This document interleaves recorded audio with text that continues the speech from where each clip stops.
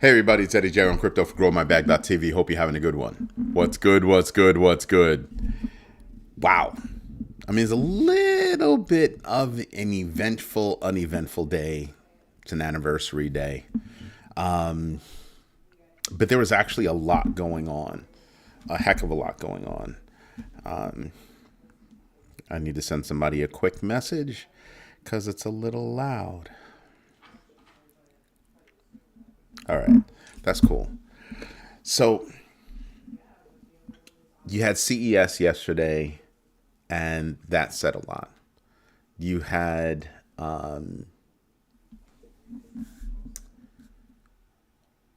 Venezuela happen over the weekend. You still have a lot of turmoil going on. Sorry for the long pause, but I wanted to get my head around it all.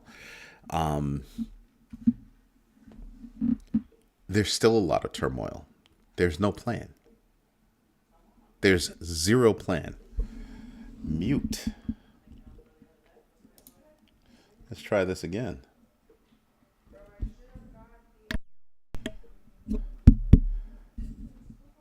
I don't think I'm on mute. I think it was you. I was not on mute. Stop blaming me for stuff. Because I can see the bars. I can see the bars, and I wasn't muted.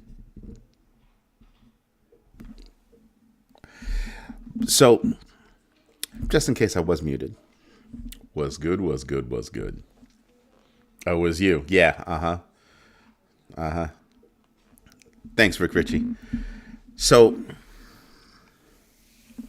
and thank you for letting me know that you're invested in yourself. So, you actually had a lot going on. Just some of it wasn't as big as what people expected it to be.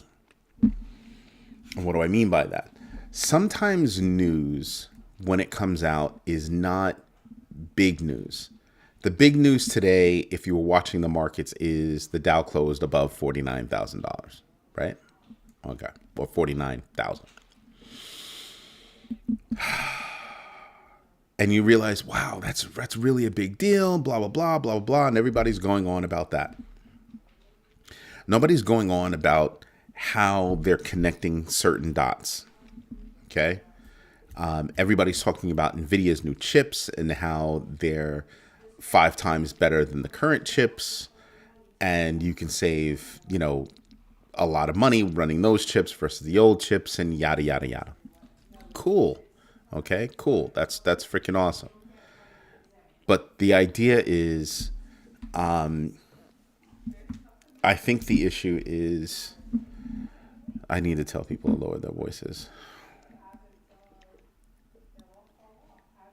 Because that would be really nice.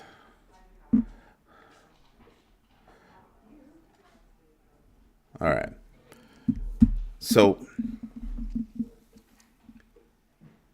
there's a point when you're doing your research where you start to realize this is small, this is small, this is small, this is small, and you start totaling up all of those small things, and you start to realize actually a big news day. Tonight's question: what major bank just filed S1s for a Bitcoin ETF and a Solana ETF? Citi, Wells Fargo, JP Morgan, other. If it's other, drop it in the comments. So for me, I'm looking at everything that's going on, and there were so many small things, especially in the banking space. So many small things. And I'm like, okay. I'm seeing executive moves. HSBC hired somebody from Paribas Bank or PNB Paribas to take over, building out Asia for them. And I was like, no, I think I had it. I think I have it in reverse. And yeah. HSBC revised its net zero strategy, delayed its 2030 targets and things like that, and brought over somebody from PNB Paribas. Cool. Small thing. Until you realize they made that change in a burgeoning market. Not that big a deal. I'm seeing other small banks take other small banks. I saw a foreign lender, Peru, make an investment and buy a small bank in the United States. Why is that? Not even for a lot of money, 150 mil. Not a lot of money from a banking perspective, just to gain a foothold. You're going through Peru. Interesting. Something to keep an eye on. Because what does that say? That says that money's going to travel through South America up to the United States. Interesting. Tiny little notes like this move you beyond, right? Gives you something to think about, right? You start to realize that. And that's what I'm realizing. There are a lot of moves that are going on that people are not necessarily paying attention to. Just saying.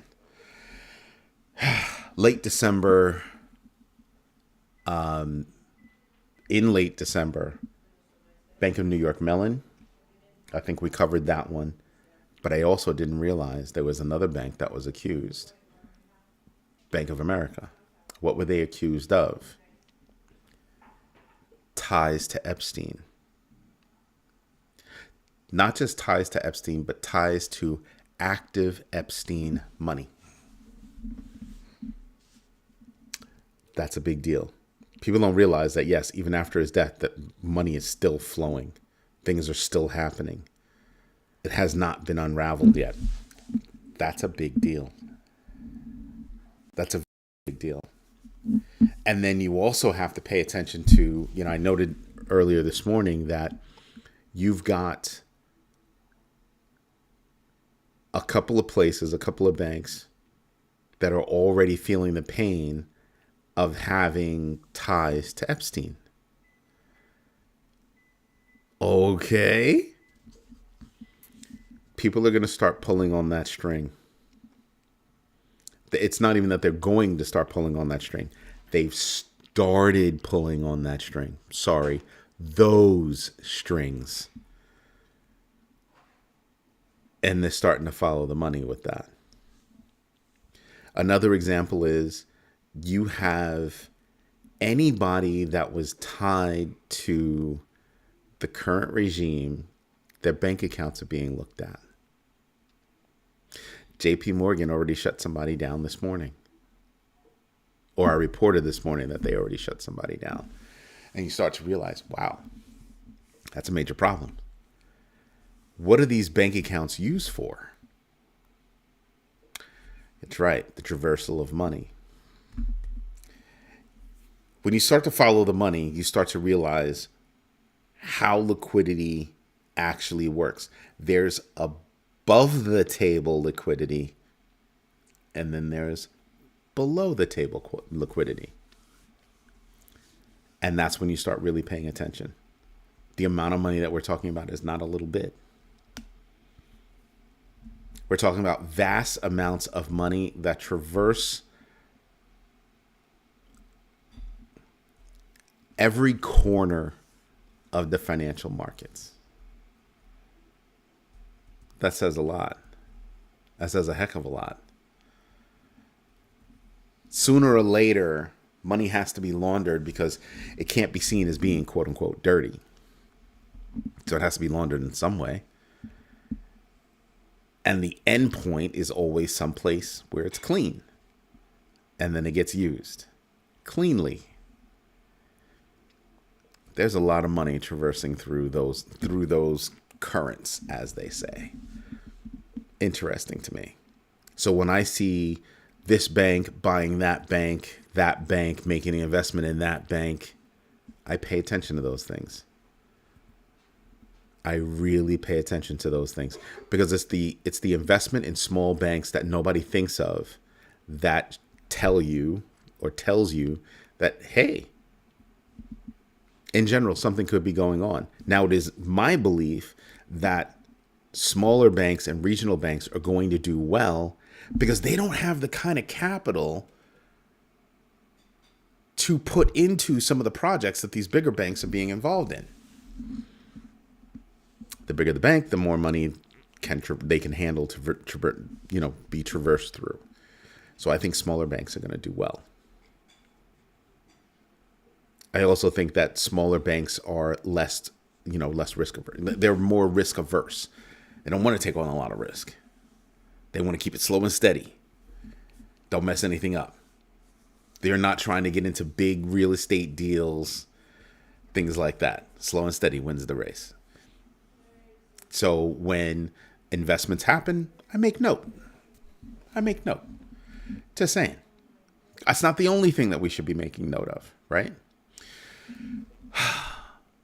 The Consumer Financial Protection Bureau must continue seeking funding from the Federal Reserve, rejecting claims of a lapse in appropriations. And that was a judge's decision. Now, when I see that, I say there's an issue, right? The issue is the CFPB, Consumer Financial Protection Bureau, CFPB exists only to protect retail investors, us. And they make it more difficult for the CFPB to actually get funding. That's how they're squeezing the CFPB, by taking away funding. And that's an issue. If the CFPB actually winds up going away, there are zero protections for retail. Zero protections for retail. Maybe you'll get a little bit of protection from the FDIC in terms of insurance, but even those rules have changed. So when you're putting your money in a bank, I don't know that it's all that great.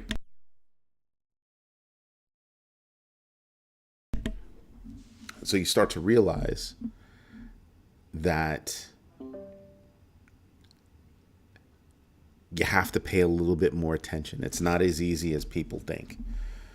That color, that color does not look right at all. Oh, there you go. Let's change that puppy. There you go. Boom. That's the right color. Or as good as it's going to get. Because we kind of went sideways today. Again, tonight's question. What major bank just filed S1s for a Bitcoin ETF and a Solana ETF? Citi, Wells Fargo, JP Morgan, other. If you believe it's other, drop it in the comments. Make sure comments are on live chat. Okay, there you go.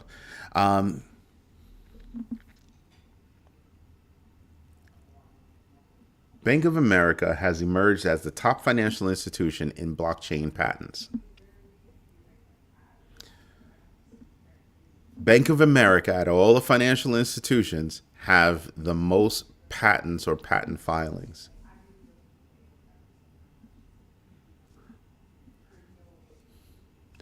I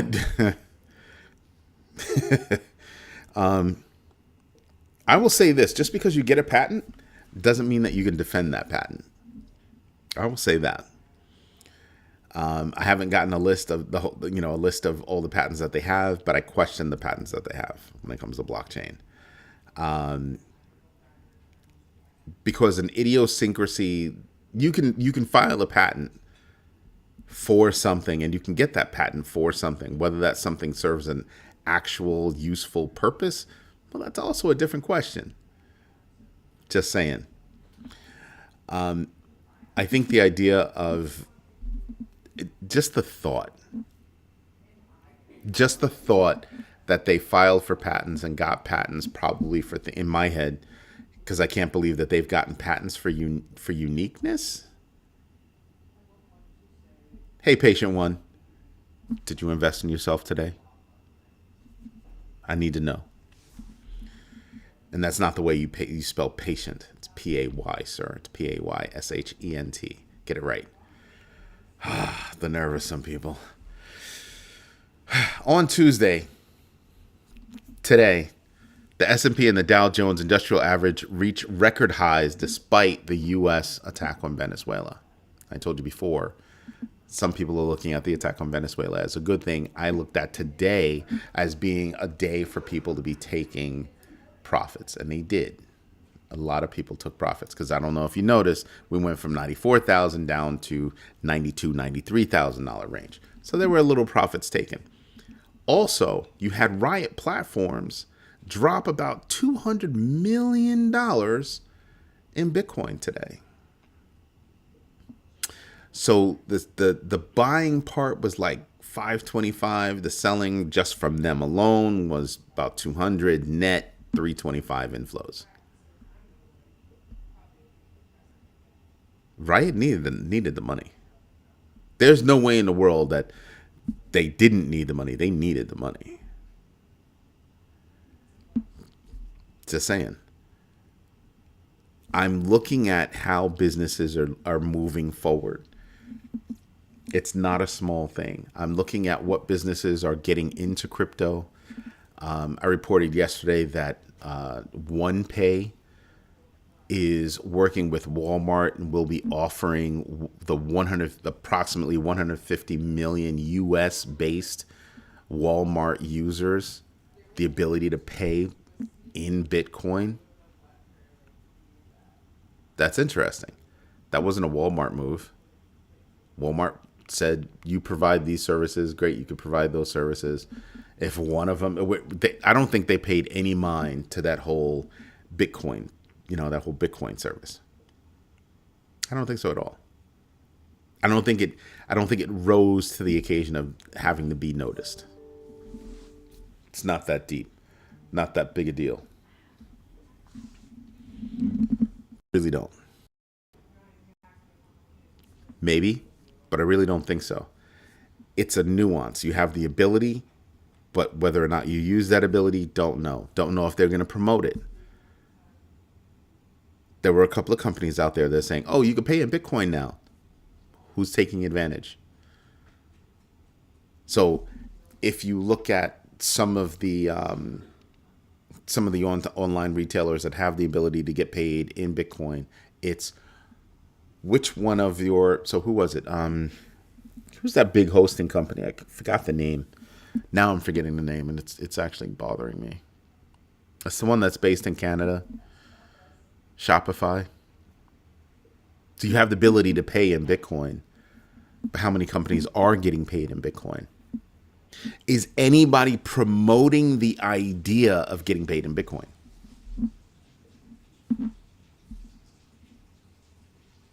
That to me is a very big deal.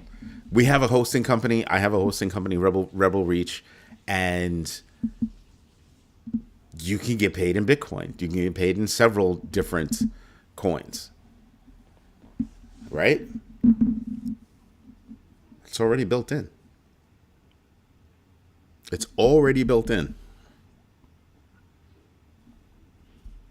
We pop in the wallet that you want it to go to, and it becomes an OTC transaction. We're not even in the middle. You pay us a flat fee. And it becomes, like I said, an OTC transaction. They send you the money. It registers in the system. You get to send it on out. Now think about that. Most companies don't handle shipping until the end of the day, or midday they start packing things up and all that good stuff. And it sits there waiting for whichever carrier they use to come pick it up. By the time they finish pulling that product, if the person is paid or if the customer has paid in crypto, the money's sitting there. The money's sitting there. Or the value is sitting there. Isn't that crazy? Isn't that crazy?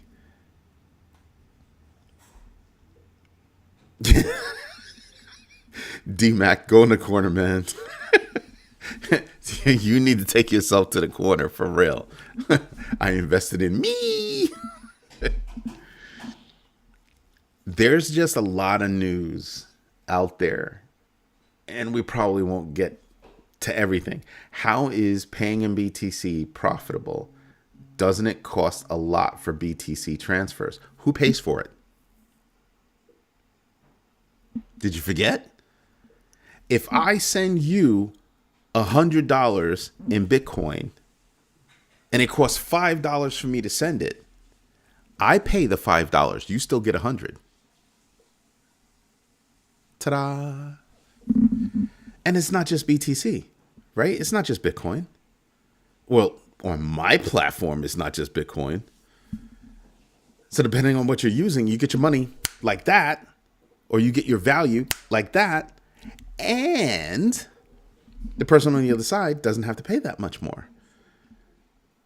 You calculate the taxes, you calculate the shipping, and then there's, the blockchain fee. The blockchain fee is about this big. And it's not like a credit card. If you have it in your wallet, you can spend it. That's the big deal. That's the big deal. Is there going to be a service, or are there already services that will allow you to have a crypto credit card and have that monkey in the middle that handles the transactions? Yeah. Is that what I want? No, I want everybody to go back to using cash or using the equivalent of cash. Why? Because if you don't have it, you can't spend it. And I think it starts to teach you fundamentals that a lot of people have clearly forgotten. So it is profitable to use Bitcoin. Now think about this. Because I'm the vendor, the service provider, the store is not paying for your fees. I get my full amount. What happens when you're working with a credit card? Oh, the store, the vendor, the service provider gets charged a fee. But now they get that fee back. I don't care if that fee is 1.9%, 4%, 5%. I don't care what the percentage is, but they don't get charged that in a digital asset transaction. They get their full amount of money or full value. Done. Isn't that a beautiful thing? For a small business, that helps with cash flow, doesn't it? Because I could immediately turn around and take that and cash it out. I can do that myself. I can immediately drop it in there, cash it out. Done. Depending on where I have my wallet, they might actually already have a service that will immediately flip any deposits into your account into USDC or USDT. Boom. And immediately goes into a savings account like spot where you're actually collecting based on staking. Even if you had to do that manually, isn't that a good thing? Huh. Because I would much rather spend the time flipping my money, flipping my value,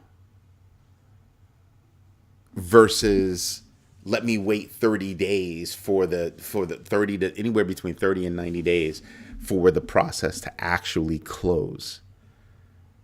That process closed the second it showed up in my wallet. It's done. I made my money. Boom.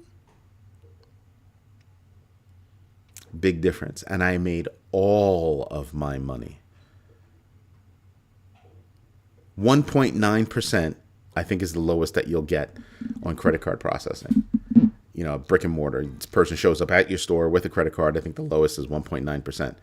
Call it 2%. That's still 2%. That's a lot of money. That's a lot of money to lose out on. Over the course of a year, that's, depending on the size of your store and the level of transactions, that's thousands and sometimes tens of thousands of dollars. Just saying. That's depending on the size of your store, that's, I don't know, stockroom clerk. Savings of that money represents inventory, an extra employee, bonuses. You get all that back. It is another tax as a cost of doing business. And hello, Bob Franklin. did you remember to invest in yourself today?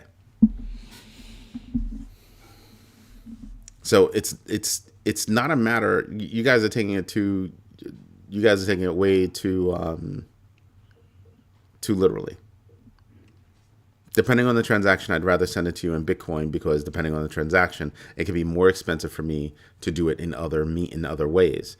Again, Bitcoin is not the only coin that's used in commerce.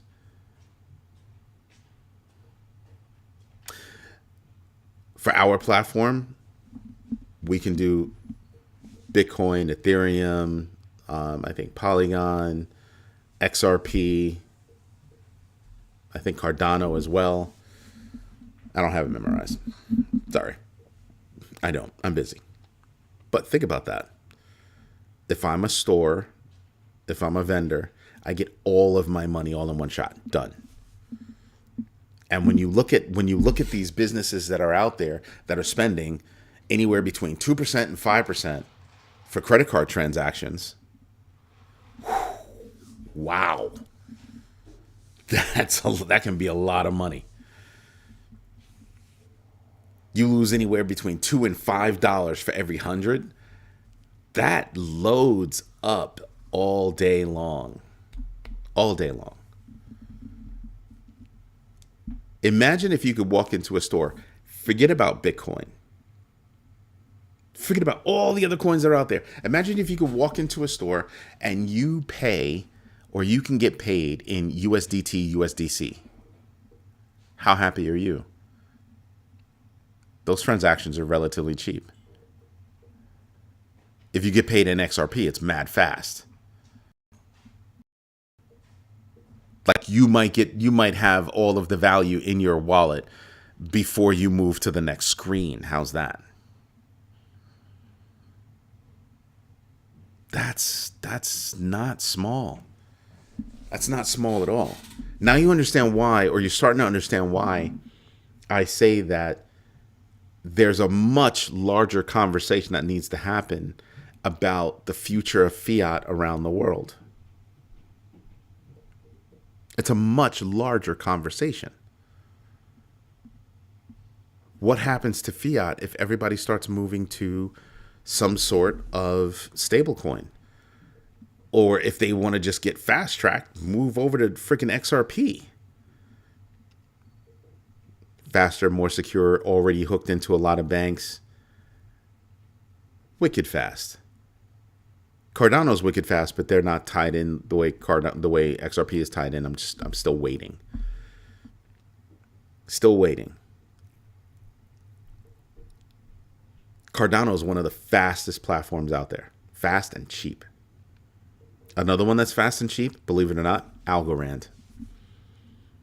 Algorand is fast and cheap. Just people don't realize it. People do not realize it. And I'm like, wow, you should be paying attention.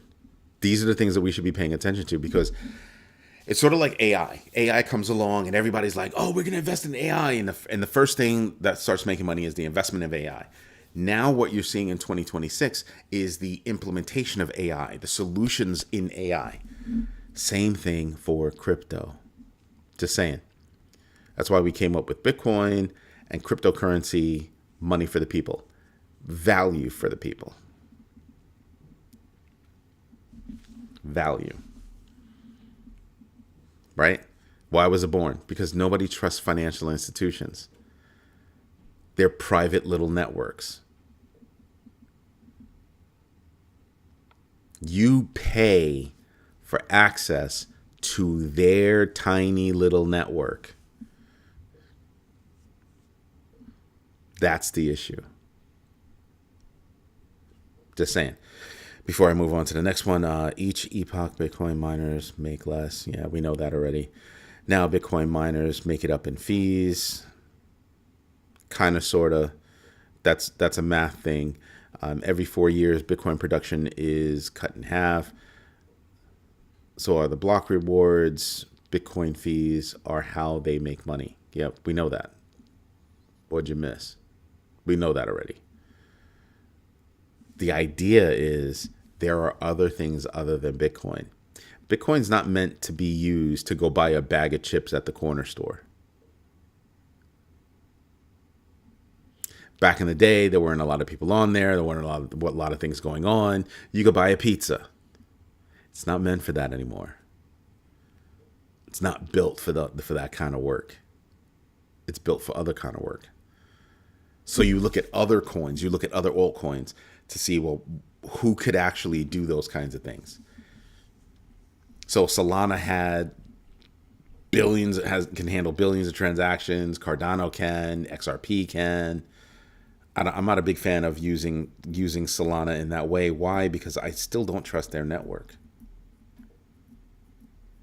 But Cardano, XRP, Sui, Ton, BNB, Ethereum, like you just have a long list of alternatives that I'd be like, okay, I could do that. I can look at to see how much this transaction is going to cost me. Do I really want that? You'd be like, yeah, okay. Just saying. And if you have the money, again, it forces you to move back toward thinking like you're paying in cash. If you have it, great. If you don't, you don't.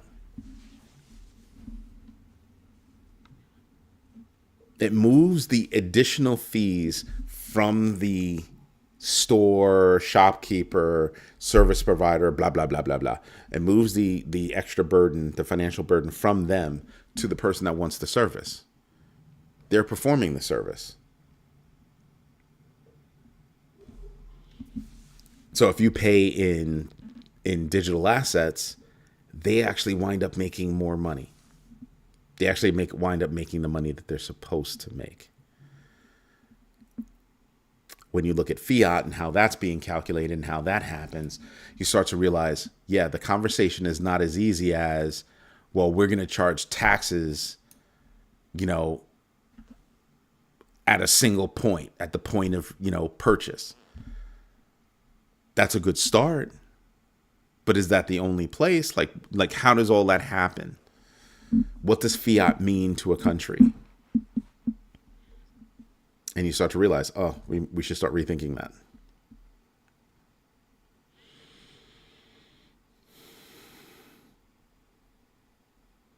MLO007, you haven't answered my question. Have you invested in yourself today? Hutanic, got that. Pay attention to what Hutanic said.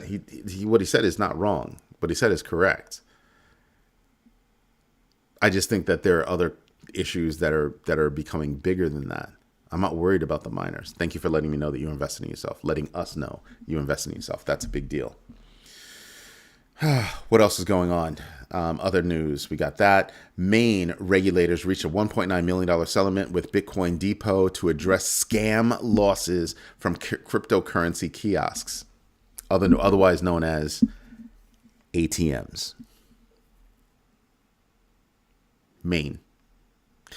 Uniswap founder is saying, hey, automated market makers, there's still a space for that. They are sustainable, blah, blah, blah. They're still having that conversation. Go do some research on that one. The article's on the site, growmybag.tv, and you can see the article on the site. Uniswap founder sparks debate, are AMMs the future of trading? Go peep that article. There's a lot in that. I didn't even read this. Institutional investors increased their exposure to Ethereum, XRP, and Solana through digital asset management products in early 2025. CoinShares reported $582 million in net inflows for this week, despite earlier outflows. December was a dud. January is looking like some serious business. How long it lasts, I don't know. We saw a slight pullback. I told you before. Let me see if I can bring that up because that's actually a very big view. I told you guys before that 93,434 is acting as resistance. I can flash over there and I can show it to you. So here's the resistance level. 93,434. And we're still fighting. We're still, within that range of that line. But we've got to be within this band for it to make a difference. We've got to be within this band. in a major way, we've got to travel right there. If we're not traveling right there, we're gonna have a hard time hitting 100. You just found our channel about a week or two.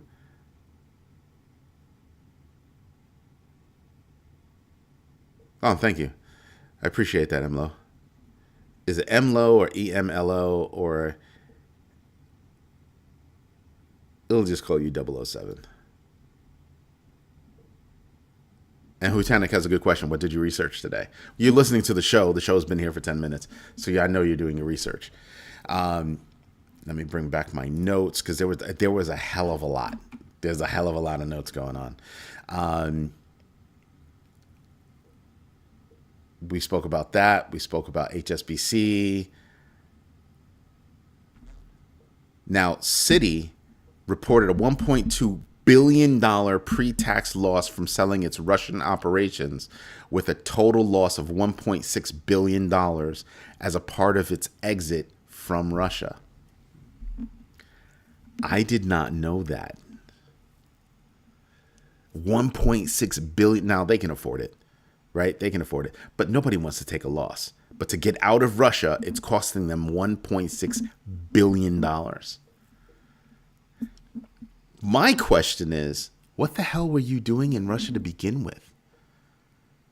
Like, how did you not see this coming? And you know what I really want to know? That nobody has said anything about.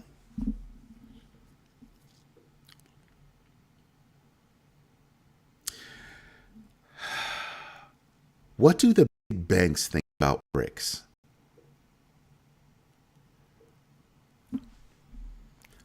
What do the big banks think about BRICS? That right there, big issue. Huge issue with that one. I've heard BRICS do this, BRICS do that. I have not heard a stance from any of the financial institutions that are out there. And I haven't heard anything from the international ones. You know, the ones that are truly international, right? I haven't heard jack. We know that India is down with BRICS. They're in it to win it. What about other places? What financial institutions are backing BRICS? Or what financial institutions are hedging their bets?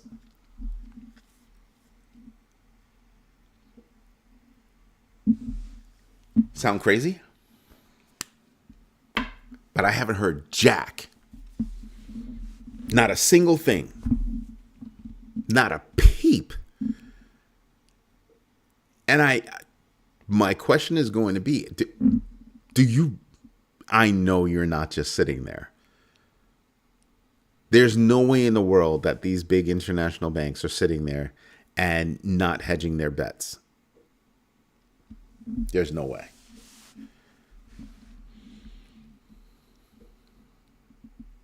Yeah, what does that even mean, Hutanik? Another big concept. You need to break that down for people that don't understand what that means. Arbitrage is not a verb. Arbitrage is a thing, so it's not a verb. You don't arbitrage something. You take advantage of an arbitrage. So what do you mean? I want to know. Other people that don't know what you mean want to know. What does that mean? And why are you so hooked on PAX-G? How come you're not playing around with Tether's gold? Because I'm going to be frank with you. If I have a preference, it's going to be preference. My preference is for Tether, not Paxos. The Bank of International Settlements says gold is equal to U.S. Treasuries. That's cute. What does that mean you're trying to arbitrage the United States? What arbitrage exists that you're trying to take advantage of? It's not legal in the United States. Yeah, but is it legal anyplace else? I'm bringing it up not to be funny. I'm bringing it up because, like I said, remember earlier this week, or actually late last week, I was talking about how, actually a while ago before that too, you have countries that are taking part in that whole tax notification system across like 48 different countries. That's great. But if you're going to force me to pay taxes, that means I should be able to invest anywhere at any time, right? So I should be able to hit any exchange I want. If you're in the United States, I should be able to hit any exchange I want because I have to pay taxes anyway, right? So that's my point. It shouldn't be illegal. Rick Ritchie, I'm with you. I do not put all my eggs in one basket. I absolutely do not. Truthfully, if you have your druthers, I want some physical gold. I want some digital gold. Right? I want some physical gold. I want some digital gold. Straight up. It's like having cash. Cash is king. Paxos has been approved by MICA. The hell I care about MICA? MICA has nothing to do with the United States. You're contradicting yourself, sir. You're contradicting yourself. Where's patient one? Patient one. Right in the back of the head for me, okay? Just a little tap. Knock a little bit of sense into him.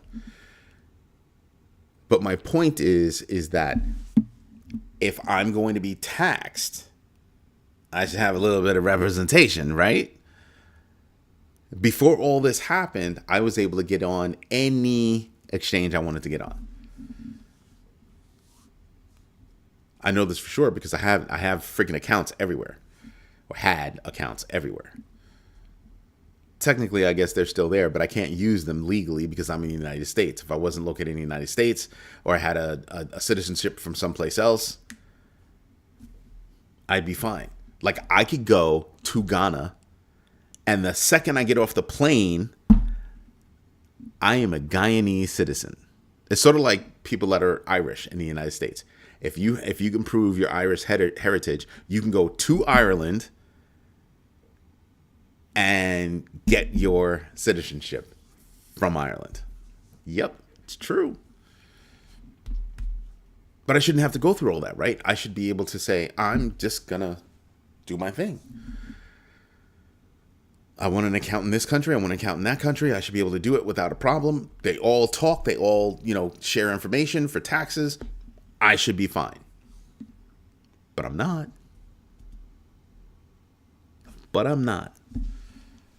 There's my problem.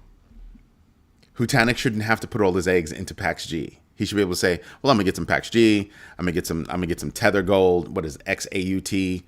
I should be able to do that. Really and true.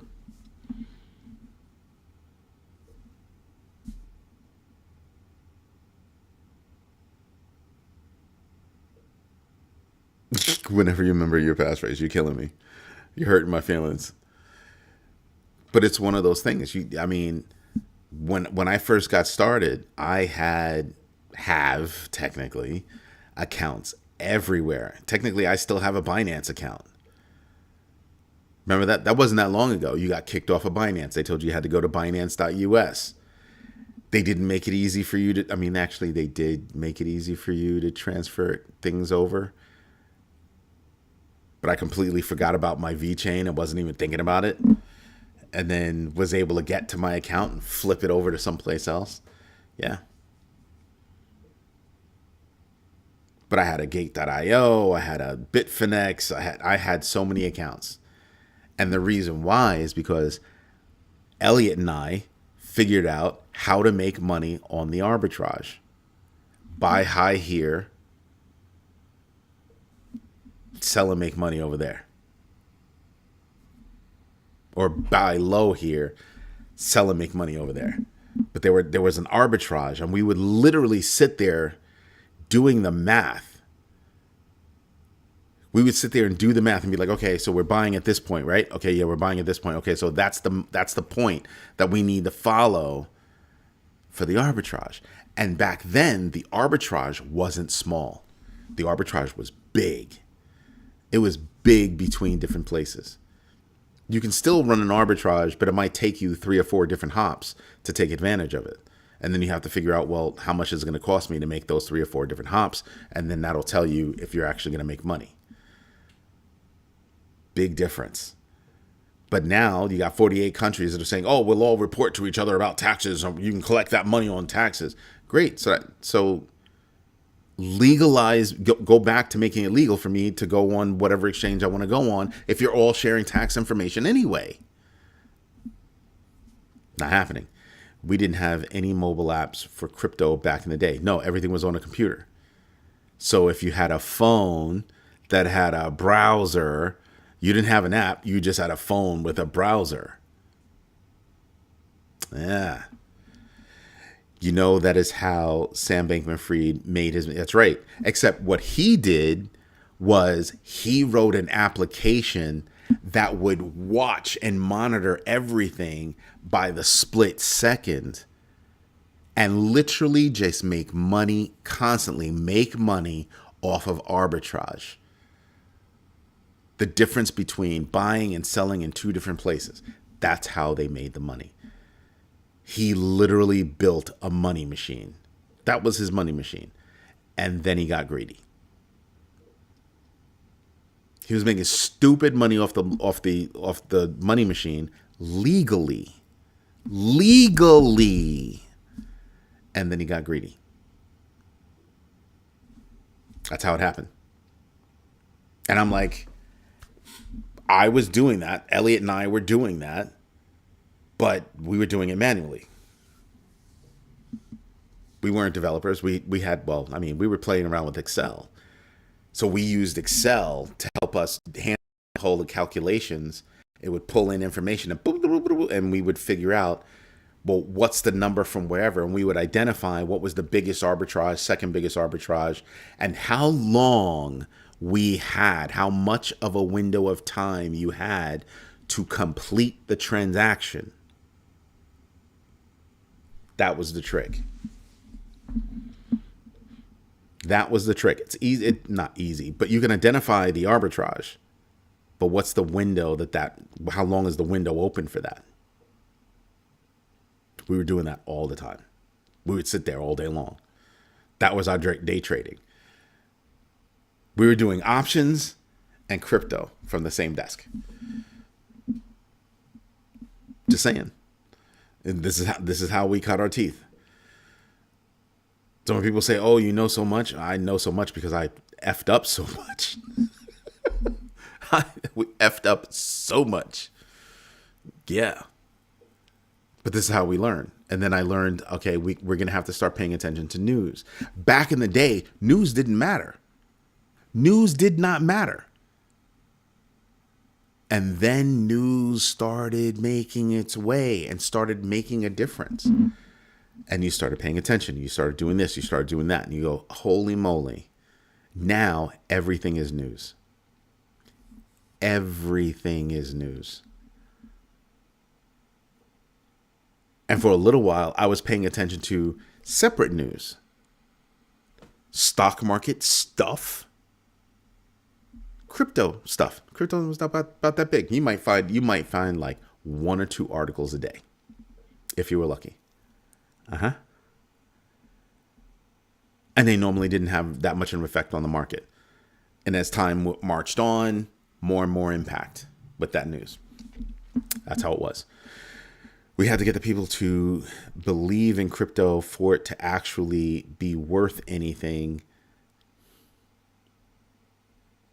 I don't know if I word it like that. I understand what you mean. I don't know if I word it like that. And you practically forgot about it. Then like 10 years later, boom, it took off.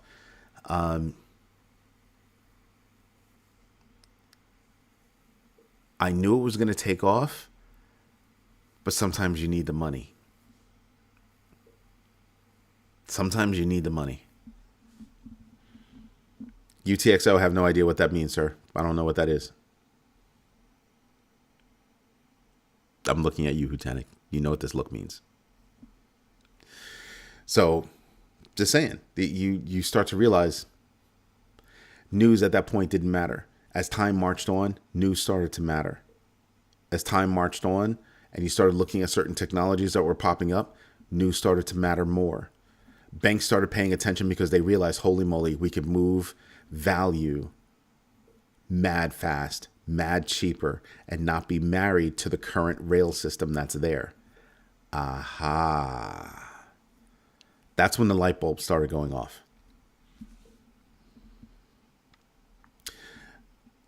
Yeah, what does that mean? Unspent transactions are duplex. What does that mean? Not everybody knows what that means, sir. Not everybody knows what that means. And the other part is that applicable to what we're talking about?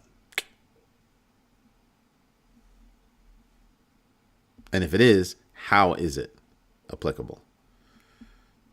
That's really what we're talking about here. I really want to know that kind of stuff.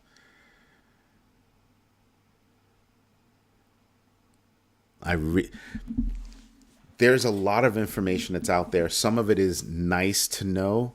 A lot of it is and some of it are pearls of information. Having the technical knowledge about something sometimes, that's nice. I don't bother with that. You want to know why? I have a freaking staff. My staff worries about the tech. I don't worry about the tech. Not my business. I mean, it's my business, but it's not my business. I want to know. I try to keep my head where the common everyday person's head is. The common everyday person is still not paying attention to crypto. Why not? Oh, it's a problem. It's this, it's that, it's the other. That's when you start to realize who's stupid. I know that's mean to say, but on any given day, morning or night, my morning show, my nighttime show, we've got like 20 some odd, somewhere anywhere between 10 and 20 plus different points, different articles that we can talk about.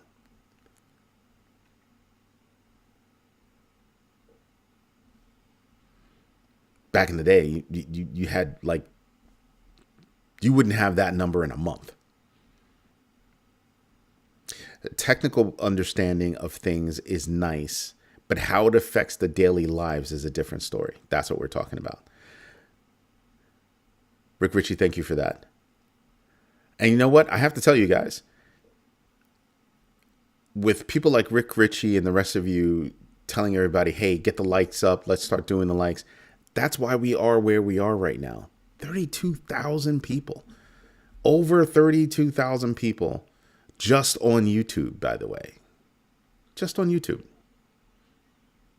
And mind you, if you go over to growmybag.tv, there's a whole lot of reasons why you should be over there. A whole lot of reasons. But we're growing as a community because the community wants to grow. Think about that.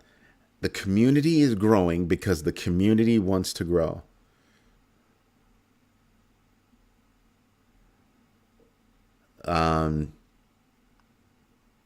I don't know what you mean by it's formed by the Crips. What is formed by the Crips?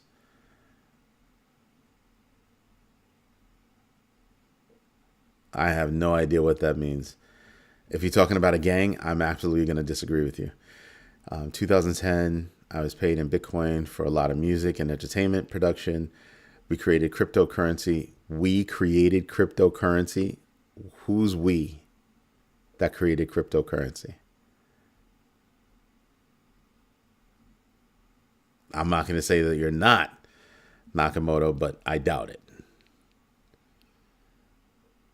I don't think you created, maybe you leveraged, right?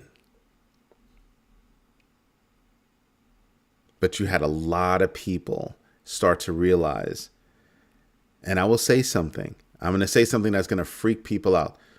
You want to know who is involved in crypto, who started adopting crypto mad early? Drug dealers. Drug dealers and small businesses adopted crypto early. Oh, you meant cryptocurrency. Yeah. Crypto, early adoption. Early adoption. Sort of like porn was early adoption for the internet. Just saying. If you start to, there's so much noise out there right now about stuff, which is why I go out and I curate all the information, all the news that I have. I go out and my team, we go out and we curate all that. This will affect your bag. That will affect your bag. You should have this knowledge because this might not affect your bag, but it's going to be a part of the thing that is going to affect your bag. That's how we make the determination on what I'm going to speak about or what we're going to publish. I couldn't possibly get to all the news articles that, we want to hit as a team. That's why I keep telling you guys, go to growmybag.tv, go to growmybag.tv. This is not just turn on this show and turn on the morning show, the Sunday shows, the Big Bagger show that happens once a month for the Big Baggers. Things happen on the site. Things happen on the site, and we're a hair away from. I mean, if you've been on the site before, and from last year, and you look at the site now, there's a big difference. There's a big difference. You can search for things. There's a feed for you to have conversations with. There are big differences between last year and this year. And in about a week or so, there's going to be an even bigger difference. The community has proven to me that there's a reason why I should invest in the community. And now what we're saying to the community is, hey, invest in us. Because I think we've proven that we're going to keep coming through for you guys. We're going to keep coming with what we're coming with.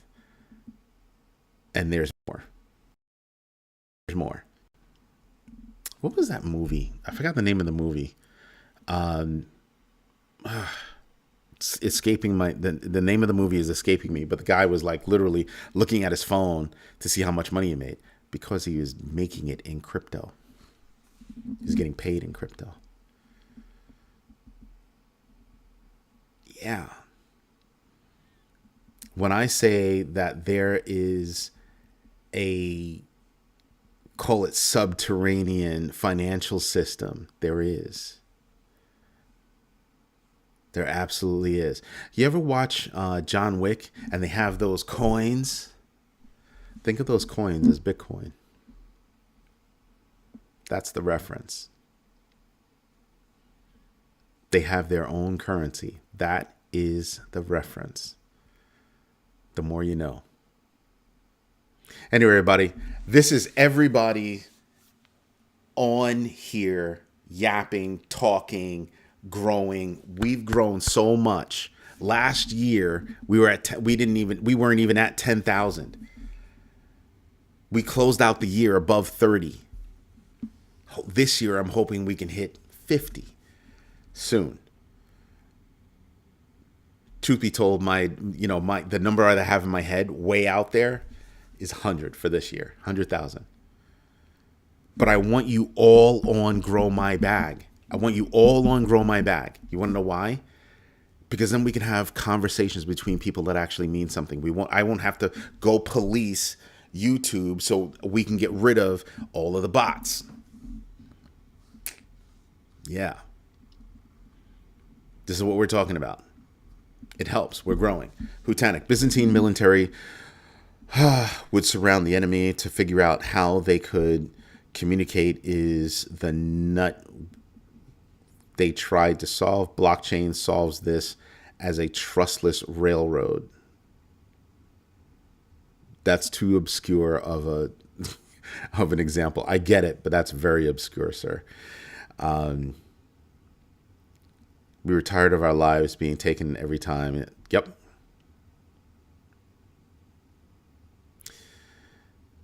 This is why we created. I'm telling you, none of them created cryptocurrency. They might have leveraged it, but they didn't create cryptocurrency. I'm telling you that now.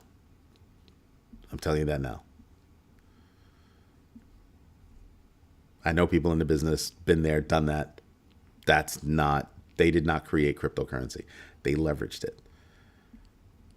None of them created cryptocurrency.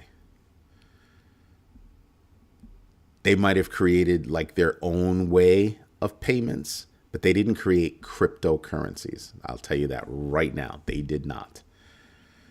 Start off with cypherpunks and all that stuff. That's where it was created. DigiCash back in the day, that there were different times where we actually hit, and we were trying, not us, but the community was trying to build something, and we came close this time, came closer this time. Bitcoin was the first to actually achieve it. It was right after DigiCash. Each time they learned something more, they learned something more, they learned something more. Bitcoin came out, oh man, that's freaking awesome, it freaking works, blah, blah, blah, blah, blah. Vitalik Buterin and his boys came along and were like, oh, you know what we need? We need this thing called smart contracts and da-da-da-da, and we'd be able to do blah, blah, blah, blah, blah, and we'd be able to get around. Bam. And things started springboarding from there. Don't believe me? Buy my book. I have 2 of them. You get some history, a little bit of history on, where Bitcoin came from, where cryptocurrencies came from. And this gives you a solid foundation about what that thought process is and how things get leveraged. Something to think about. Anyway, everybody, this is Eddie J on Crypto for GrowMyBag.tv. I hope you like what I'm doing. If you do me a favor, smash the likes, tell your friends about this community. It's the only one where we care about how you're growing your bags, and we're sharing information amongst each other to actually help each other grow. When one ship rises, all ships rise. That's the idea. Eddie J, I've invested in myself. Thank you for letting us know. Partaking in Robinhood prediction markets. Oh, you hurt me with that one. I haven't been on a live in a while. What's good, what's good, what's good.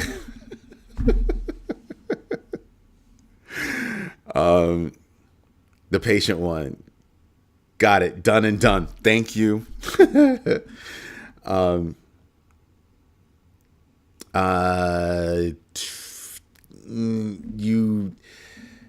There were various projects. None of them worked. DigiCash worked. In my book, I show you like which ones worked and how they got there. Bitcoin was the first to work, and then that was it. It was off from there. And then you had various, what I will say, what happened after that came, people were able to say, oh, I see how you made that blockchain. Let me build from there. So you started having builders on Ethereum, having a baseline for what they could do, which is ERC20 and all that other good stuff. That's how that started to happen. Protected by the Crips? That's a little sketchy right there. A little sketchy.